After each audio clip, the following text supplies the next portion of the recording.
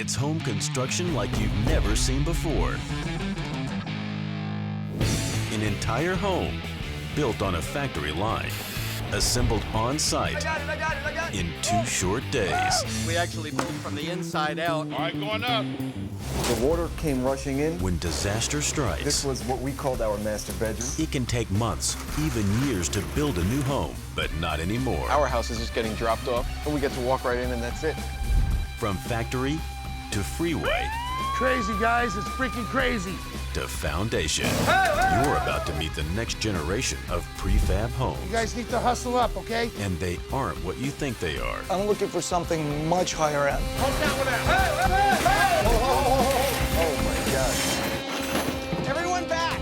We have a gas leak. There's way too much freaking chaos. Whoa, watch it, boys, watch it!